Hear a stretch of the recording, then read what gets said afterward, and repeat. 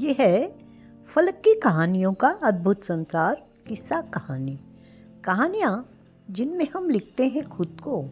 मैं हूँ भगवती और आज आपको सुना रही हूँ प्रेमचंद जी की कहानी लॉटरी। लॉटरी जल्दी से मालदार हो जाने की हवस किसे नहीं होती। उन दिनों जब लॉटरी के टिकट आए तो मेरे दोस्त विक्रम के पिता, चचा, अम्मा और भाई सभी ने एक एक टिकट खरीद लिया। कौन जाने किसकी तकदीर जोर करे, किसी के नाम आए रुपया रहेगा तो घर में ही।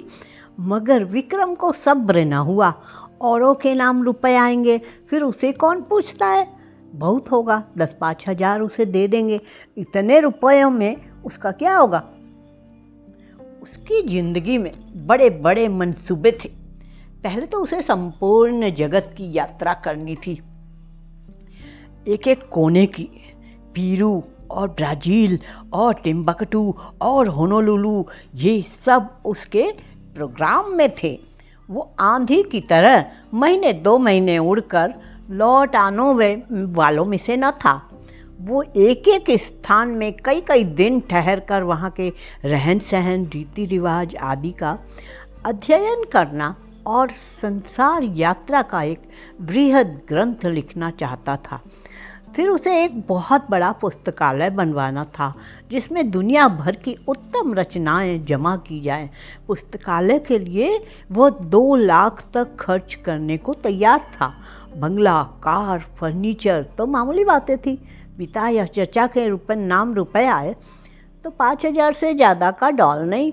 अम्मा के नाम आए तो 20 हज़ार मिल जाएंगे। लेकिन भाई साहब के नाम आए तो उसके हाथ धोला भी न लगेगा। वो आत्माभिमानी था। घर वालों से खैरात या पुरस्कार के रूप में कुछ लेने की बात उसे अपमान सी लगती थी। कहा करता था, भाई किसी के सामने हाथ फैलाने से तो किसी गड्ढे में डूब मरना अच्छा है। जब आदमी अपने लिए संसार में कोई स्थान ना निकाल सके तो यहाँ से प्रस्थान कर जाए। वो बहुत बेकरार था।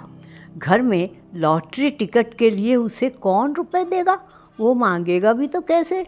उसने बहुत सोच विचार कर कहा, क्यों न हम तुम साझे में एक टिकट ले लें।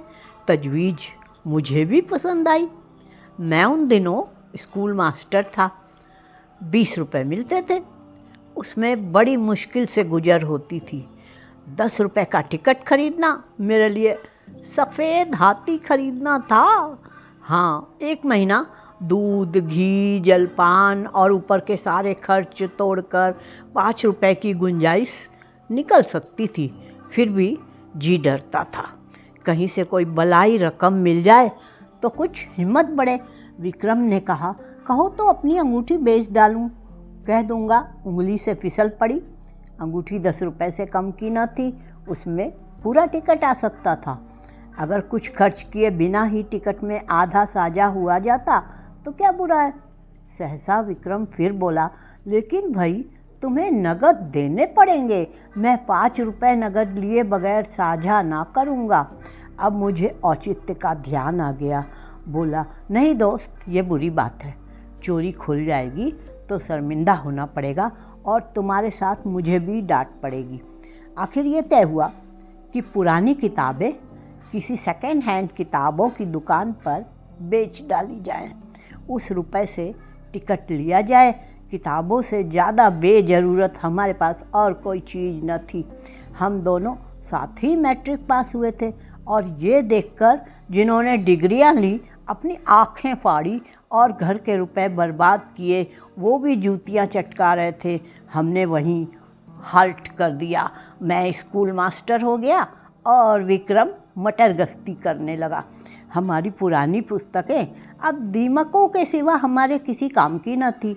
हमसे जितना चाटते बना चाटा, उनका सत निकाल लिया। अब चूहे चाटें या दीमक हमें परवाह न थी।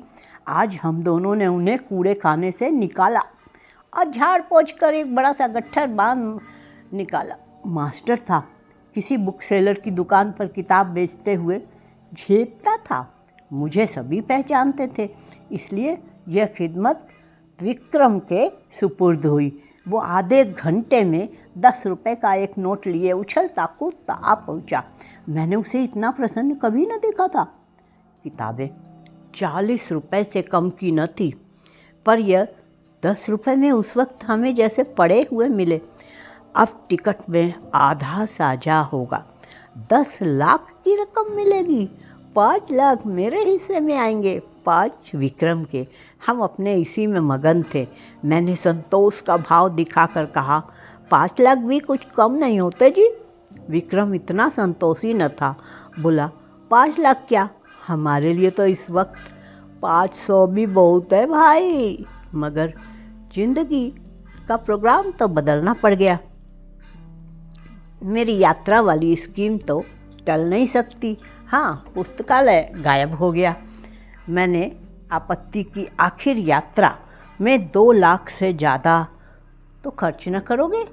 जी नहीं, उसका बजट है 3.5 लाख का। 7 वर्ष का प्रोग्राम है। 50,000 रुपये साल ही तो हुए। 4,000 महीना कहो। मैं समझता हूँ 2,000 में तुम बड़े आराम से रह सकते हो।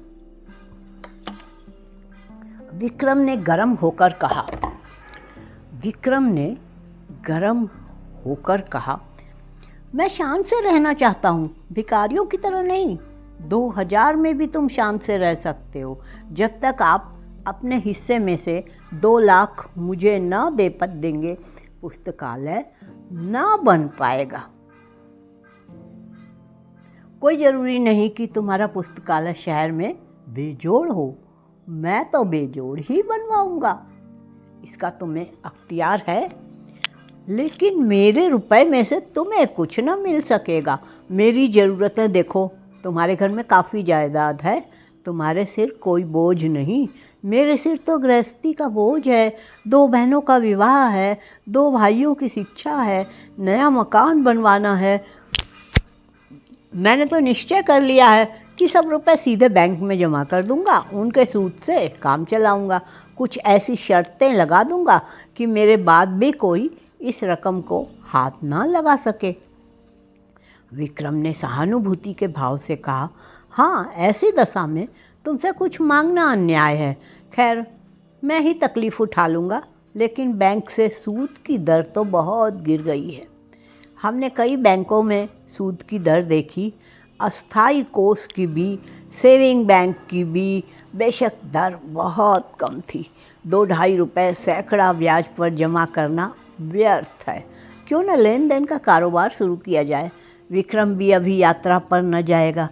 दोनों के साझे में कोठी चलेगी। जब कुछ धन जमा हो जाएगा तब वह यात्रा करेगा।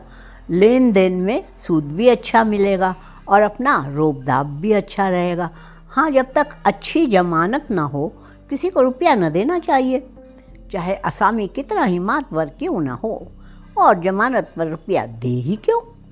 जायदाद रेहन लिखा कर रुपए देंगे, फिर तो कोई खटका न रहेगा। यह मंजिल भी तय हुई। अब यह प्रश्न उठा कि टिकट पर किसका नाम रहे। विक्रम ने अपना नाम रखने के लिए बड़ा आग्रह किया। अगर उसका नाम न रहा तो वो टिकट ही न लेगा। मैंने कोई उपाय न देखकर मंजूर कर लिया और बिना किसी लिखा पढ़ी के, जिससे आगे चलकर मुझे बड़ी परेशानी हुई। एक एक करके इंतज़ार के दिन कटने लगे। भोर होते ही हमारी आंखें कैलेंडर पर जम जाती। मेरा मकान विक्रम के मकान से मिला हुआ था। स्कूल जाने के पहले, स्कूल से आने के बाद हम दोनों साथ बैठकर अपने अपने मंसूबे बांधे करते। इस तरह साएं कि कोई सुन न ले। इस तरह अपने मंसूबे बांधते कि कोई सुन न सकता। हम अपने टिकट खरीदने का रहस्य छिपाए रखना चाहते थे। यह रहस्य जब सत्य का रूप धारण कर लेगा, उस वक्त लोगों को कितना विस्मय होगा। उस दृश्य का नाटकीय आनंद हम नहीं छोड़ना चाहते थे। एक दिन बातों बातों में विवाह का जिक्र आ गया। विक्रम ने दार्शनिक गंभीरता से कहा, भाई, शादी वादी का जंजाल तो मैं नहीं पालना चाहता। व्यर्थ की चिंता, हाय हाय, पत्नी की नाज बरदारी में ही बहुत से रुपए उड़ जाएंगे। मैंने इसका विरोध किया। हाँ, ये तो ठीक है, लेकिन जब तक जीवन के सुख दुख का कोई साथ ही ना हो, जीवन का आनंद ही क्या। मैं तो विवाहित जीवन से इतना विरक्त नहीं हूँ। हाँ, साथी ऐसा चाहता हूँ जो अंत तक साथ रहे, और ऐसा साथी पत्नी के सिवा दूसरा नहीं हो सकता। विक्रम ज़रूरत से ज़्यादा तुनक मिजाजी से बोला। खैर, अपना अपना दृष्टिकोण है, आपको बीबी मुबारक हो। और कुत्तों की तरह उसके पीछे पीछे चलना बच्चों का संसार की सबसे बड़ी विभूति और ईश्वर की सबसे बड़ी दया समझना। मुबारक हो। बंदा तो आज़ाद रहेगा, अपने मज़े से चाहेगा, जब चाहा उड़ गए, जब चाहा घर आ गए। यह नहीं हर वक्त एक चौकीदार अपने सिर पर सवार हो। जरा सी देर हुई घर आने में और फौरन जवाब तलब हुआ। कहाँ थे अब तक? आप कहीं बाहर निकले और फौरन सवाल हुआ, कहाँ जाते हो? और जो कहीं दुर्भाग्य से पत्नी जी भी साथ हो गई, तब तो डूब मरने के सिवा आपके लिए कोई मार्ग ही नहीं रह जाता। ना भैया, मुझे आपसे जरा भी सहानुभूति नहीं। बच्चे को जरा सा जुकाम हुआ और अब बेतहासा दौड़े चले जा रहे हैं होम्योपैथिक डॉक्टर के पास। जरा उम्र खिसकी और लौंडे मनाने कब कबाब प्रस्थान करें और वो गुलछर्रे उड़ाएं। मौका मिला तो आपको जहर खिला दिया और मशहूर किया कि आपको कॉलरा हो गया था। मैं इस जंजाल में नहीं पड़ता। कुंती आ गई। वो विक्रम की छोटी बहन थी, कोई 11 साल की, छठे में पढ़ती थी और बराबर फेल होती थी। बड़ी अच्छी बल्ली, बड़ी शौक। इतने धमाके से द्वार खोला कि हम दोनों चौंक कर उठ खड़े हुए। विक्रम ने बिगड़ कर कहा, तू बड़ी शैतान है। कुंती, तुझे किसने बुलाया यहाँ? कुंती ने खुफिया पुलिस की तरह कमरे में नज़र दौड़ा कर कहा, तुम लोग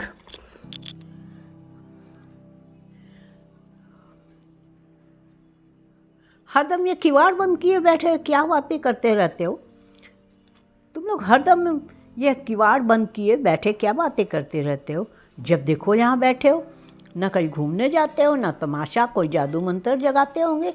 विक्रम ने उसकी गर्दन पकड़कर हिलाते हुए कहा, हाँ, एक मंत्र जगा रहे हैं जिसमें तुझे ऐसा दूल्हा मिले जो रोज गिनकर 5000 हंटर जमाए सड़ासड़।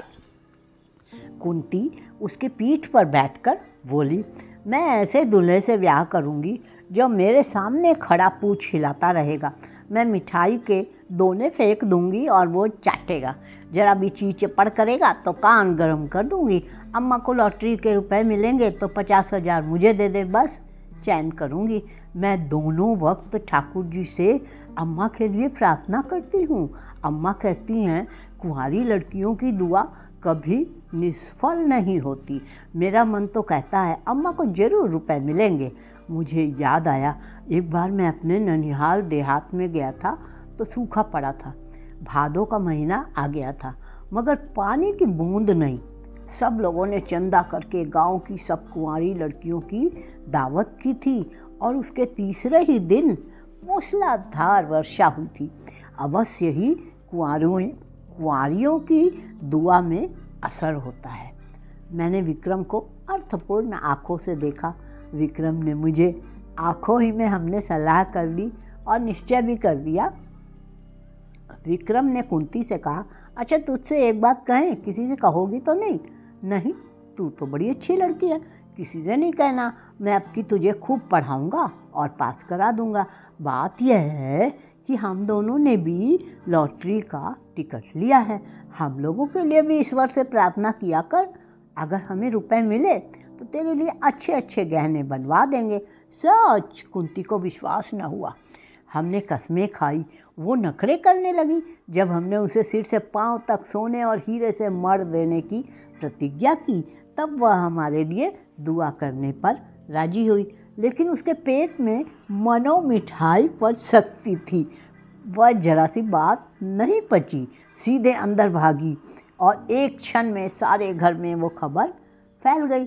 अब जिसे देखो विक्रम को डांट रहा है। अम्मा भी, चाचा भी, पिता भी केवल विक्रम की शुभकामना से या और किसी भाव से, कौन जाने, बैठे बैठे तुम्हें हिमाकत ही सूझती है। रुपए लेकर पानी में फेंक दिए। घर में इतने आदमियों ने तो टिकट लिया था, तुम्हें लेने की क्या ज़रूरत थी? क्या तुम्हें उसमें से कुछ न मिलते? और तुम भी मास्टर साहब बिल्कुल घोगा हो। लड़के को अच्छी बातें क्या सिखाओगे, उसे और चौपट किए डालते हो। विक्रम तो लाडला बेटा था, उसे और क्या कहते? कहीं रूठ कर 1-2 जून खाना न खाए तो आफत ही आ जाए। मुझ पर सारा गुस्सा उतरा। इसकी सोहबत में लड़का बिगड़ा जाता है। पर उपदेश कुशल बहू तेरे वाली कहावत मेरी आंखों के सामने थी। मुझे अपने बचपन की एक घटना याद आ गई। होली का दिन था, शराब की एक बोतल मंगवाई गई थी। मेरे मामू साहब उन दिनों आए थे। मैंने चुपके से कोठरी में जाकर गिलास में एक घूंट शराब डाली और पी गया। अभी गला जल ही रहा था और आंखें लाल ही थी कि मामू साहब कोठरी में आ गए और मुझे मानो सेंध में गिरफ्तार कर लिया और इतना बिगड़े कि मेरा कलेजा सूख कर छुहारा हो गया। अम्मा ने भी डांटा, पिताजी ने भी डांटा। मुझे आंसुओं से उनकी क्रोधाग्नि शांत करनी पड़ी और दोपहर ही को मामू साहब नशे में पागल होकर गाने लगे, फिर रोए, फिर अम्मा को गालियाँ दी। दादा के मना करने पर भी मारने दौड़े और आखिर में कह करके ज़मीन पर बेसुध पड़े नजर आए। विक्रम के पिता बड़े ठाकुर साहब और ताऊ छोटे ठाकुर साहब दोनों जड़वादी थे, पूजा पाठ की हंसी उड़ाने वाले, पूरे नास्तिक, मगर अब दोनों बड़े निष्ठावान और ईश्वर भक्त हो गए थे। बड़े ठाकुर साहब प्रातःकाल गंगा स्नान करने जाते और मंदिरों के चक्कर लगाते हुए दोपहर को सारी देह में चंदन लपेटे घर लौटते। छोटे ठाकुर साहब घर पर ही गर्म पानी से स्नान करते। गठिया से ग्रस्त होने पर भी राम नाम लिखना शुरू कर देते। धूप निकल आने पर पार्क की ओर निकल जाते, चींटियों को आटा खिलाते। शाम होते ही दोनों भाई अपने ठाकुर द्वारे में जा बैठते और आधी रात तक भागवत की कथा तन्मय होकर सुनते। विक्रम के बड़े भाई प्रकाश को साधु महात्माओं पर अधिक विश्वास था। वो मठों और साधुओं के अखाड़ों तक कुटियों की खाक छानते। माताजी को तो भोर से आधी रात तक स्नान और पूजा व्रत के सिवा दूसरा काम ही न था। इस उम्र में भी उन्हें श्रृंगार का शौक था, पर आजकल पूरी तपस्विनी बनी हुई थी। लोग नाहक लालसा को बुरा कहते हैं। मैं तो समझता हूँ हम में जो ये भक्ति, निष्ठा, धर्म, प्रेम है, वो केवल हमारी लालसा, हमारी हवस के कारण। हमारा धर्म हमारे स्वार्थ के बल पर टिका हुआ है। हवस मनुष्य के मन और बुद्धि का इतना संस्कार कर सकती है, यह मेरे लिए बिल्कुल नया अनुभव था। हम दोनों भी ज्योतिषी और पंडितों से प्रश्न करके अपने को कभी दुखी कर लिया करते थे। ज्यों लॉटरी का दिवस समीप आता था, हमारे चित्त की शांति उड़ती जाती थी। हमेशा उसी ओर मन टंगा रहता। मुझे आप अकारण संदेह होने लगा कि कहीं विक्रम मुझे हिस्सा देने से इनकार कर दे तो मैं क्या करूँगा। साफ इनकार कर जाए कि तुमने टिकट में साझा किया ही नहीं है, न कोई तहरीर है, न कोई दूसरा सबूत। सब कुछ विक्रम की नियत पर है। उसकी नियत जरा भी डामाडोल हुई तो काम तमाम। कहीं फरियाद नहीं कर सकता, मुंह नहीं खोल सकता। अब अगर कुछ कहो भी तो कोई लाभ नहीं। अगर उसकी नियत में फितूर आ गया तब तो वो अभी से इनकार कर देगा। अगर नहीं आया तो इस संदेह से उसे मरमान तक वेदना होगी। आदमी ऐसा तो नहीं है, मगर भाई दौलत पाकर ईमान सलामत रखना कठिन है। अभी तो रुपए नहीं मिले। इस वक्त ईमानदार बनने में क्या खर्च होता है। परीक्षा का समय तो तब आएगा जब 10 लाख रुपए हाथ में होंगे। मैंने अपने अंतःकरण को टटोला। अगर टिकट मेरे नाम का होता और मुझे 10 लाख मिल जाते तो क्या मैं आधे रुपए बिना कान पूछ हिलाए विक्रम के हवाले कर देता? कौन कह सकता है, मगर अधिक संभव यही था कि मैं हीले हवाले करता। कहता तुमने 5 रुपए उधार दिए थे, उसके 10 ले लो, 100 ले लो, और क्या करोगे। मगर नहीं, मुझसे इतनी बदनीयती न होती। दूसरे दिन हम दोनों अखबार देख रहे थे। सहसा विक्रम ने कहा, कहीं हमारा टिकट निकल आए तो मुझे अफसोस होगा कि नाहक तुमसे साझा किया। वो सरल भाव से मुस्कुराया, मगर यह थी उसके आत्मा की झलक जिसे वह विनोद की आड़ में छिपाना चाहता था। मैंने चौंक कर कहा, सच? लेकिन इसी तरह मुझे भी तो अफसोस हो सकता है। लेकिन टिकट तो मेरे नाम का है, इससे क्या? अच्छा मान लो मैं तुम्हारे साझे से इनकार कर जाऊं। मेरा खून सर्द हो गया, आंखों के सामने अंधेरा छा गया। मैं तुम्हें इतना बदनीयत नहीं समझता था, मगर है बहुत संभव। 5 लाख सोचो, दिमाग चकरा जाता है। तो भाई अभी से कुशल है, लिखा पढ़ी कर लो, यह संशय रहे ही क्यों। विक्रम ने हंसकर कहा, तुम बड़े शक्की हो यार। मैं तुम्हारी परीक्षा ले रहा था, भला ऐसा कहीं हो सकता है क्या? 5 लाख क्या, 5 करोड़ भी हो तब भी ईश्वर चाहेगा तो नियत में खलल ना आने दूंगा। किंतु मुझे उसके इस आश्वासन पर बिल्कुल विश्वास न आया। मन में एक संशय बैठ गया। मैंने कहा, ये तो मैं जानता हूँ तुम्हारी नीयत कभी विचलित नहीं हो सकती, लेकिन लिखा पढ़ी कर लेने में क्या हर्ज है? फजूल है, फजूल ही सही तो पक्के कागज़ पर लिखना पड़ेगा। 10 लाख की कोर्ट फीस ही 7,500 हो जाएगी। किस भ्रम में हैं आप? मैंने सोचा, बला से शादी लिखा पढ़ी के बल पर कोई कानूनी कार्रवाई न कर सकूँगा, पर इन्हें लज्जित करने का, इन्हें जलील करने का, इन्हें सबके सामने बेईमान सिद्ध करने का अवसर तो मेरे हाथ आएगा। और दुनिया में बदनामी का भय न हो तो आदमी न जाने क्या करे। अपमान का भय कानून के भय से किसी तरह क्रियाशील नहीं होता। बोला, मुझे सादे कागज़ पर ही विश्वास आ जाएगा।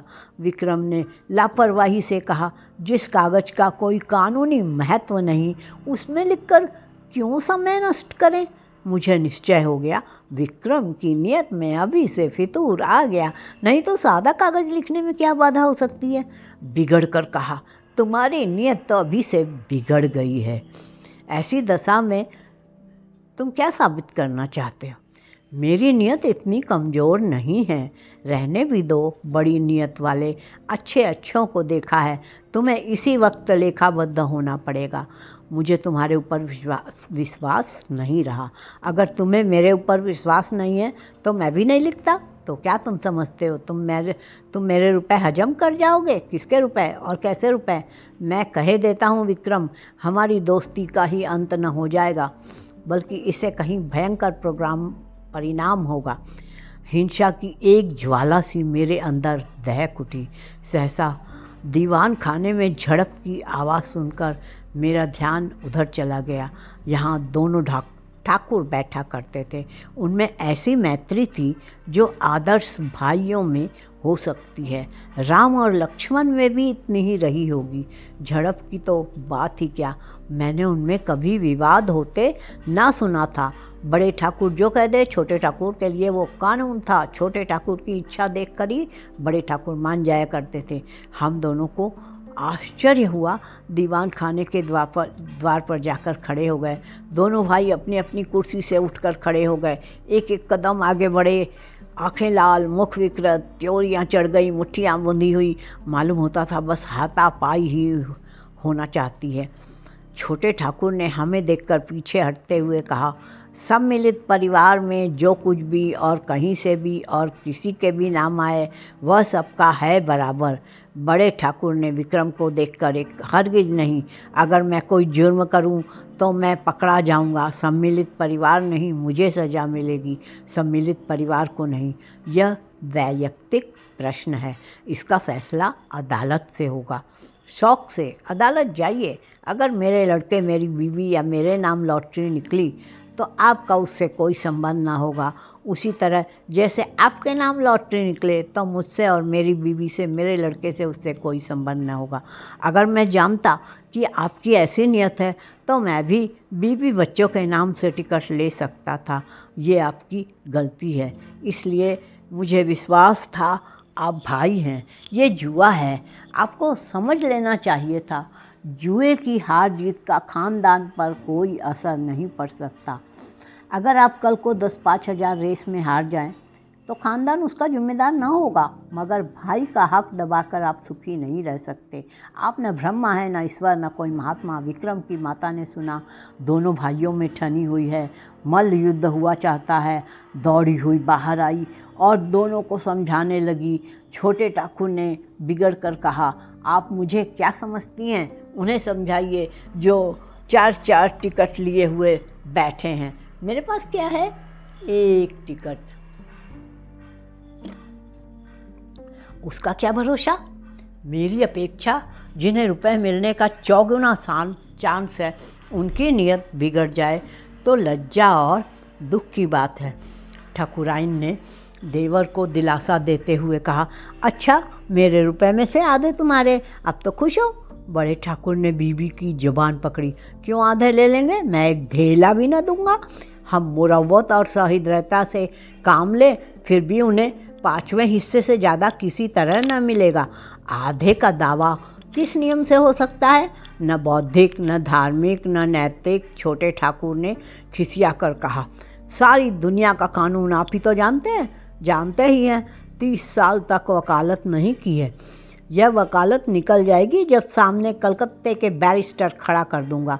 बैरिस्टर की ऐसी तैसी, चाहे वो कलकत्ते का हो लंदन का, मैं आधा लूँगा। उसी तरह जैसे घर की जायदाद में मेरा आधा है, इतने में विक्रम के बड़े भाई साहब और सिर और हाथ में पट्टी बांधे लंगड़ाते हुए, कपड़ों पर ताज़ा खून के दाग लगाए, प्रसन्न मुख आकर एक कुर्सी पर गिर पड़े। बड़े ठाकुर ने घबराकर पूछा, ये तुम्हारी क्या हालत हुई? ये चोट कैसे लगी? किसी से मारपीट तो नहीं हो गई? प्रकाश ने कुर्सी पर लेटकर एक बार कराहा, फिर मुस्कुराकर बोले, जी कोई बात नहीं, ऐसी कुछ बहुत चोट नहीं लगी। कैसे कहते हो कि चोट नहीं लगी? सारा हाथ और फिर सिर सूज गया है, कपड़े खून से तर। ये मामला क्या है? कोई मोटर दुर्घटना तो नहीं हो गई? बहुत मामूली चोट है साहब, 2-4 दिन में अच्छी हो जाएगी, घबराने की कोई बात नहीं। प्रकाश के मुख पर आशापूर्ण शांत मुस्कान थी। क्रोध, लज्जा या प्रतिशोध की भावना का नाम भी न था। बड़े ठाकुर और व्यग्र होकर पूछा, बड़े ठाकुर ने, लेकिन हुआ क्या? यह क्यों नहीं बतलाते? किसी से मारपीट हुई है? थाने में रिपोर्ट करवा दूं? प्रकाश ने हल्के मन से कहा, मारपीट किसी से नहीं हुई साहब। बात यह है, मैं जरा झक्कड़ बाबा के पास चला गया था। आप तो जानते हैं, वो आदमियों की सूरत से भागते हैं, पत्थर लेकर मारने दौड़ते हैं। जो डर कर भागा वो गया, जो पत्थर की चोटें खाकर भी उनके पीछे लगा रहा वो पारस हो गया। वो यही परीक्षा लेते हैं। आज मैं वहाँ पहुँचा, कोई 50 आदमी जमा थे।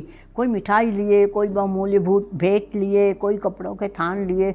झक्कड़ बाबा ध्यान अवस्था में बैठे थे। एकाएक उन्होंने आंखें खोली और यह जनसमूह देखा।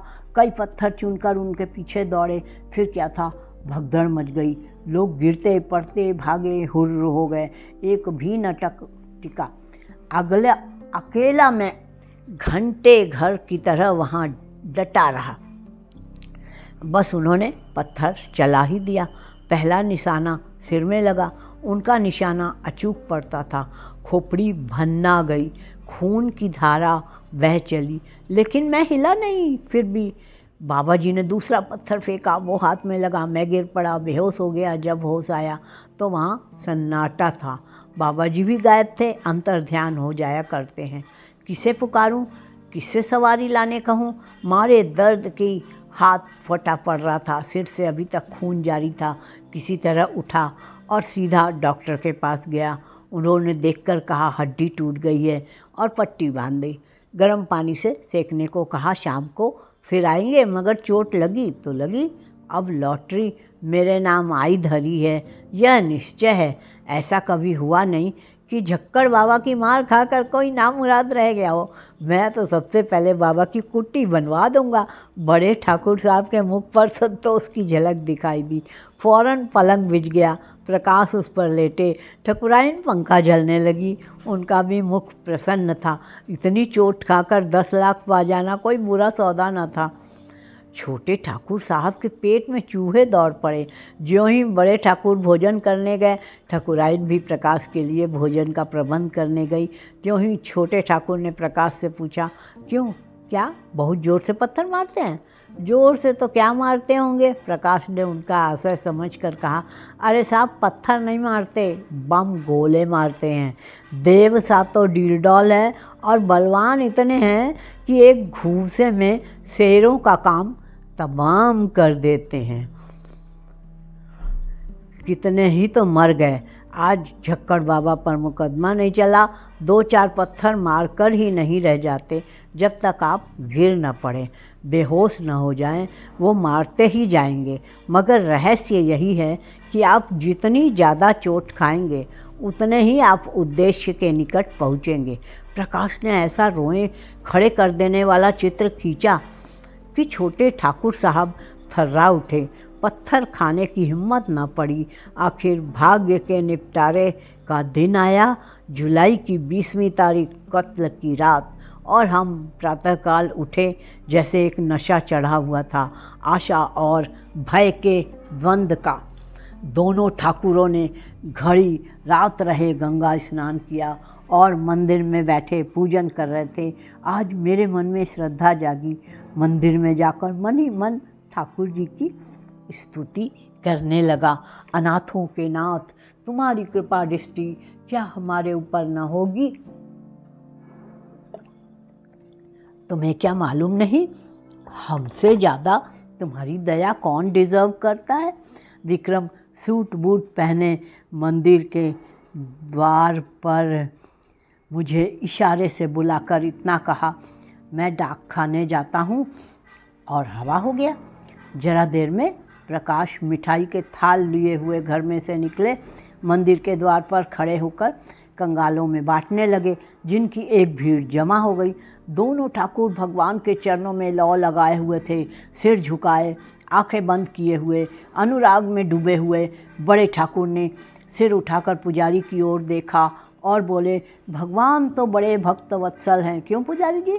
पुजारी जी ने समर्थन किया, हाँ सरकार, भक्तों की रक्षा के लिए तो भगवान क्षीर सागर से दौड़े और गज को ग्राह के मुंह से बचाया।